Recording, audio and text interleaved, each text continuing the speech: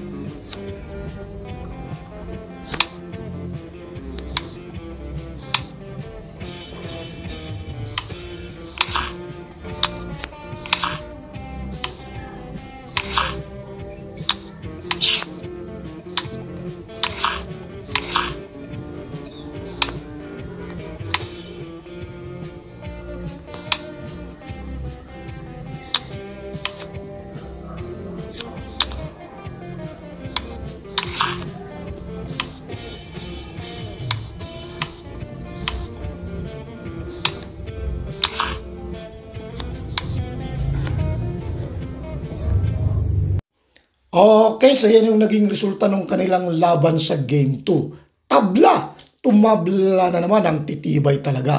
Alright, so tapos na yung portion para dun sa mga viewers natin na ayaw ng daldalan. Ngayon naman, daldalan na, kaya yung mga viewers na ayaw ng daldalan, pwede na silang lipat ng ibang channel dahil wala na pong dama. Puro daldal na lang to. Okay, umpisa natin ang daldalan. Ito yung dilaw ang kay Romeo Dumaguete. Itong blue ang kay Willie Tukuran. Unang sulong si Romeo tumira ng 116. Counter ni Willie ng 115. Yan, maraming pwedeng counter dyan. Pwedeng 313, pwedeng 214. Pwede rin to. Ito yung pinili ni Romeo. Yan, counter niyan. Ito naman ang tinira ni Willie, nag-real. Kumain dito, kumain dyan. Subo kain, subo kain. Okay, uling kain, 414. Tira ng dilaw. Kung si Willie ang magdadala nitong dilaw, kasi paboritong posisyon ni Willie yan eh. Ito ang titira ni Willie, 16-13. Yan ang favorite niyang move. Ang ginawa naman, pero ang kay Romeo, itong tinira niya. Bookline din yan, sa libro ni Gusting, meron yan. Old moves. Okay. Ngayon sa kanyang formada, bawal ang tumira ng ibang tira, bawal itira to. Bawal itira yan, bawal itira to. Kasi pag tinira mo yan, malulugi. O makukuha to. Kahit alin ang pangkakain mo, ganyan ang kalalabasan. Pagkain, kakain to dalawa. Okay, balik ko lang So sa kanyang formada, ito lang pwede niyang galaw. Tsaka ito, meron tumitira ng ganyan. Susubo ka agad. May kakain dito, may kakain dyan. Wala pa namang lamang. May tablaan pa rin, labanan pa rin. Pero pag tumira naman dito, ito kapag hindi ka marunong magdala nung blue, maaari kang matalo kasi maraming panalo yung dilaw nito sa ganyang posisyon. Pag hindi mo alam ang tablaan, delikado. Pero may tablaan pa rin naman. Ito ang tinira ni Willie. Yan, labanan pa rin yan. So, bawal kang tumira dito. Kasi, obligado yung mas maraming kain, sasabayan ka dito. Mas marami to. Dalawang kain. Kakain siya ng dadama. Okay? So, hindi pwede. Balik ko lang Kaya, ito ang tinira ni Romeo. Bawal naman itong pangkakain mo. Siyempre, kitang-kita. Malalamangan ka. Hindi ko lang Ito ang pangkakain. Itong isa. Yan. Kasi obligado yung mas maraming kain. Hindi ito pwedeng pangkakain. Pero sa dama ng Russia, ang rule nila, hindi obligado maraming kain. Pwedeng mamili. Kaya pag sa ganyang formada, talo ka na. Kasi ito ang pangkakain niya. Okay, pero dito tayo sa damang Brazil o damang Pinoy. Yan, obligadong maraming kain. Kumain ng 12-2. Tumira ng 5-1 si Romeo. O di kontrolado na to. Hindi ka na makapag-ganon kasi may lanse. Pag gaganon, pagka tinira mo to, pag tinira mo gaganon ka balik ko lang ha. Yan, kaya tinira nag 215. Nag 115 ngayon. Yan. Pagkatapos, saka na mga yun tinirahan ng 11-7. Nag 9-5. Yan. Okay, tira ng blue. Tumira siya ng 6-2. Siyempre, hindi niya may gano'n niya kasi masasayang. Yan. Mari siyang mapustuhan o baka matuluyang malugi. Okay, balik ko lang ha. Okay, sa ganyang formada, ang tinira ni Romeo, nag 5-1 siya. Yan, pero sa tingin ko mukhang mas medyo unti-unti nang gumaganda yung posisyon ng kay Romeo. Kasi ito, may nagsimula na siyang may lanse. Pag tinira yan, gaganon yan, pagpakain, sakay gaganon. O mauunahan dun sa damahan. Okay, balik natin ha. Tira pa ng blue. Okay. So, kontrolado na to. Ngayon, ang ginawa naman, ito ang tinira ng blue, ito. Yan. Dahil iniisip niya kung sakaling sayanin, may pang-suporta. Pwede dito, pwede pa ganon. Okay, balik ko lang ha. So, ang ginawa naman ngayon ni Romeo, tinira to. Yan. Hindi pa rin mayanga to. Hindi pa rin niya may ganon, no? Dahil andyan pa rin yung lanse, gaganon yan. Okay, so, ang ginawa ngayon ni Willie, nag 5-1. O pagkatapos, saka na mga yung tinira ng 12-7. Yan. Pag tira ng 12-7, nag 9-5. O siyempre, pag sinayang mo, may suporta. No? Madadalawa lang.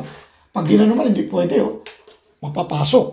Kaya, ito na ngayon ang tinira ni Romeo. Kung saan, lalong gumanda yung posisyon ng kay Romeo. Yan. Ang dami ng lanse sa kanyang posisyon. Siyempre, hindi na ito pwede. Di ba? Gaganon yan, lanse. Balik ko lang, ha? Hindi na ito pwede. Maapatan siya. Gaganon yan, tapos gaganon. Bawal, Balik ko lang, ha? Ang dami ng panalo sa ganyang posisyon. Bawal dito. Kasi gaganon siya, pakakainan, malulugi ng isa. Pagkakain, tsak. Kuha ng isa. Balik ko lang, ha? Yan. So, ang ginawa sa kanyang posisyon, no choice na siya. Wala siyang, pag ito naman, maiipit siya. Siyempre, gaganon niya, Kahit alin ang pagtatakip niya, kahit pa ito, maiipit siyang katagalan. Halimbawa, ito yung pagtatakip. Ilalagay lang yan dyan, anong pwede niyang itira? Pag ito, lanse. Siyempre, pwede na pakainan to. Pakain, tapos pakain. Makakadama to dito, doon. Pag ito naman, lanse rin. Gaganon. Okay, maiipit. Pag ginano naman, pwede nang pakainan. Okay, balik ko lang, ha? Okay, pwede rin iganon. Mamimili na lang. Balik natin, ha? Yan. Yan, sa ganyang posisyon. Kaya, sa ganyang posisyon, eto, obligado na lang siyang, yan na lang yung maganda niyang tira na nakikita. Ang umatras.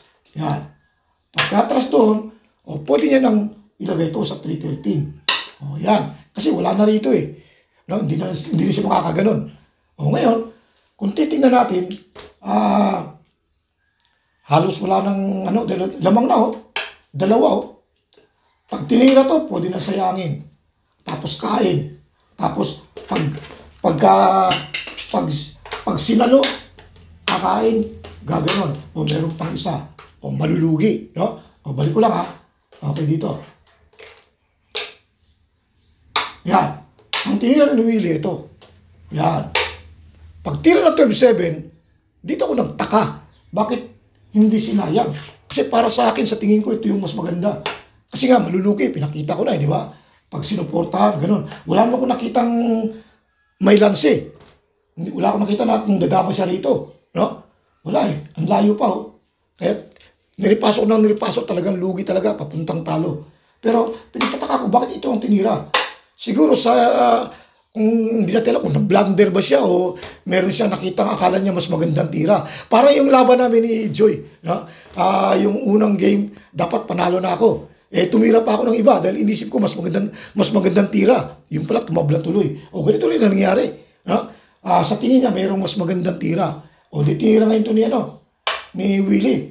Nag 6-1. Yan kasi balak niya gaganon yan. Tapos gaganon. Tapos gaganon para makapunta ron. Okay, balik ko lang Ang ginawa ngayon ni Willie, ito ang tinira niya. Yan. Para kahit gawin man niya, hindi siya makapunta rito. Kasi obligado yung tres. Pag ginawa niya yun, ganyan. Tapos gaganon. Pagkain dito, tres. Pagkatapos sa kasasayangin, bawi lang. Baka pumosisyon pa. Okay, balik ko lang Pero iba naman ang ginawa ni Romeo. Ayan. Sa ganyang posisyon, alam niya hindi na siya makakarating doon dahil tatlo Okay, ang ginawa niya, pinakain niya muna ito. Ginawa niya. Yan. Saka ngayon ito pinakain. Yan. Pwede na siyang doon pumunta. Kasi wala na yung pang tres. Kaya ginano niya. Pagkakain, lang namang dito siya pupunta. Lugi siya ng isa pag pinatay dito, wala na. Kaya talagang dito ka talaga pupunta. Yan. Ngayon, pagkatira, pinakain yan. Wala namang ibang pwedeng magandang tira, kundi yan din lang. Ginanon. Kumain dito. Lugi ng isa yung dilaw, pero mauuna ng dadama. Di ang ginawa ngayon, eto na, dumama na. Yan. Obligadong tumabi to. Tumira ka pa ng iba, papakain na yan. Matatalo ka na. Kaya tinabi dito. Yan. Ang ginawa naman ngayon ni Romeo, tinira to. Para hindi makadama kagad. Kasi pag dumama, may sasalo yung isang dama. Kaya ang ginawa, tinabi mo na to. Yan. Pagkatabi, saka naman ito nilagay dito. Para hindi rin makadama kagad. Kasi pag dinama, papatayin kagad yung dama. Ang ginawa naman ngayon dito, ito naman ang tinira. 215. Yan. Pag tira 215, pinabalik, nagpalugi na naman. Dalawa ng Dibalde. Ginanon. Pagkatapos, saka ngayon, inabangan dito. Kasi ang iniisip siguro niya, ni Romeo, baka magkamali ng tira si Willie. Tira yung 416. Talo si Willie dyan. Sasayangin niya, walang ibang tira. Tumira ka dito ang kain. Dito ka lang. Para pag gano'n niya, saka siya haharang dun. Delikado. Okay? So, ang ginawa naman ngayon, nakita ni William, hindi tinira to. So, ang ginawa, itong tinira. Diyan, kung gugustuhin ng tumabla, pwede na. Kung tablang habol, pwede na ipakain ito kagad. Tapos ito, lulusot na. Pero hindi pa muna ginawa. Siguro baka naghanap pa ng panalo si Willie kasi lamang ng dalawa Tinira mo na to. Saka naman ngayon ginanon. Yan. Hindi pa ito pwedeng iganon. May sayang. Baka may matalo pa. Kaya ang ginawa, tinabla na lang. Inisip ni Willie, tabla na lang. Pinakain. Kumain ng dalawa. Tapos saka iginanon. Tapos dineclare, tabla. Okay? So, tabla yung second game nila. Okay, so bago tayo magpaalam, shout out muna. Alright, dun sa mga gustong umangat ang dunong sa dama, bumili na kayo sa amin ng libro. Pag-usapan natin, comment lang kayo sa baba kung sinong gustong umangat ang dunong. Kasi yung libro lang talaga, kadalasan, halos lahat ng mga mahusay sa dama, dumaan talaga ng libro. Yung sabi ng iba, pwede rang gumaling, meron na rang mga apps, meron ng mga engine. Pwede rin naman, pero iba pa rin yung kapag meron kang libro. Mas maganda, may libro ka na, idagdag mo yung sa engine. Okay, shout out kay Noel Valdehuesa ng Olongapo City. Julius Lacia. Yes. Nick De La Serna. Alex Parone. Alright. Jojo Factes, ang pretty boy ng Iloilo City. Yung. At si Wave CF Balasabas ng Davao de Oro. Alright. Dito naman kay Ruben Gaum ng Tagum, Davao. Alberto Delatado. Yes. Rick De Los Santos. Yun. Oscar Amaki ng Panglao, Bohol. Aha. At kay Alan Lungay na taga Bohol din. Yun. Gilbert Ino. Alright, dito naman tayo sa mga YouTuber. Gaya nitong si Pinoy Dama Channel. Alright. Dama Maestro. Kadamista TV. Yes. Bohol Dama Joker TV. Yun. Triple Dama TV. Alright. At ang ating kaisa-isang legendary grandmaster na si Boy Dalagit. I-subscribe natin silang lahat. Magagaling tong mga YouTuber na to. Okay? So maraming salamat sa inyong oras.